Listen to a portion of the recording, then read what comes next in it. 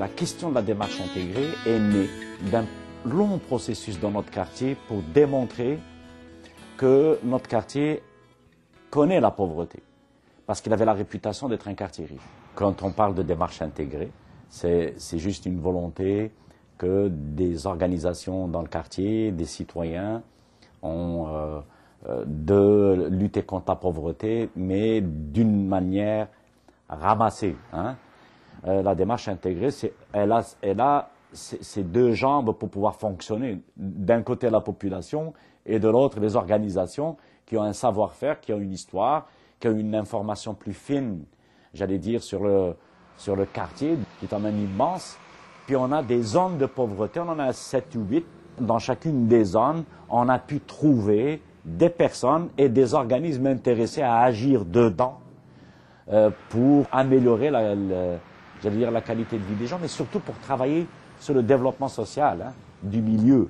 On a dit, bon, qui c'est qui va aller localement, aller chercher dans ses ressources pour injecter des activités, pour mettre les personnes qui sont dans des situations d'exclusion, de pauvreté, etc., en mouvement, pour qu'elles, d'une situation, j'allais dire, de désespoir, à une situation, non seulement de demande d'aide parce qu'elle en a toujours besoin, mais aussi d'une situation où elle se met en mouvement pour agir sur sa vie et sur le milieu pour qu'il l'aide aussi à traverser la période difficile. Les démarches intégrées ont donné lieu à diverses initiatives à travers le quartier.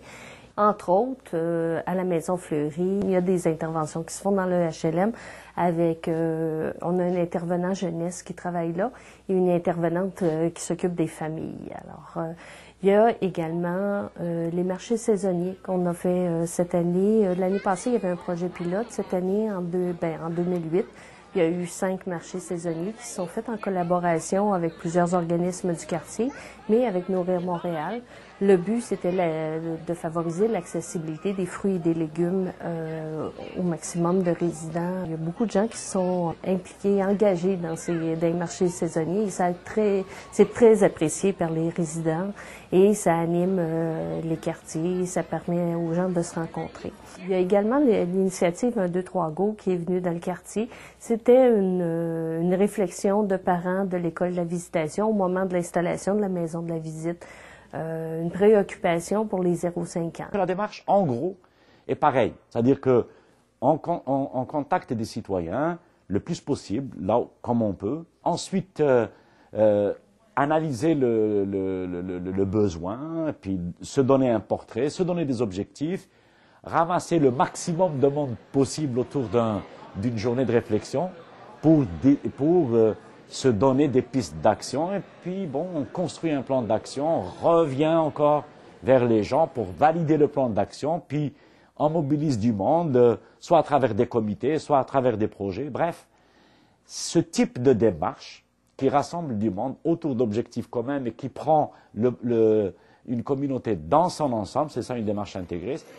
Les marchés publics, là, c'est intéressant comment ça a été monté dans le quartier, parce qu'on avait 5 lieux différents. Fait 4 cours d'école, puis une rue à côté d'un HLM.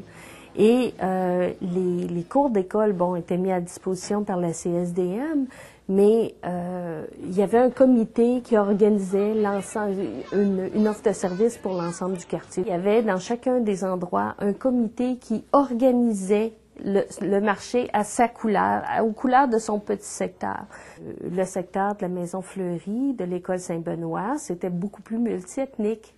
Les maisons de citoyens, c'est le fleuron d'Annecy, c'est la Maison Fleury, c'est la Maison de la Visite, c'est bientôt la Maison Chabanel, c'est l'arrivée de la Joujoutech à l'intérieur de la Maison de la Visite et bientôt à l'intérieur de la Maison Chabanel avec des citoyens qui s'en occupent, soutenus par l'initiative 1, 2, 3 Go, des partenaires, Solidarité Annecy aussi. À la Maison Fleury, bientôt, il y a un projet, dans les semaines qui viennent, il y a un projet de développement de l'employabilité.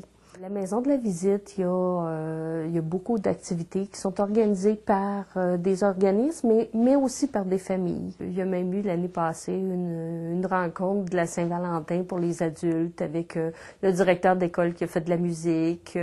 C'est très sympathique comme place et les gens se disent c'est notre deuxième maison.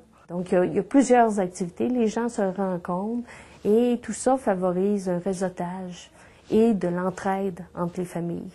Alors, on est bien en présence de personnes et des personnalités qui ont des agendas différents, des rythmes différents et des ressources différentes.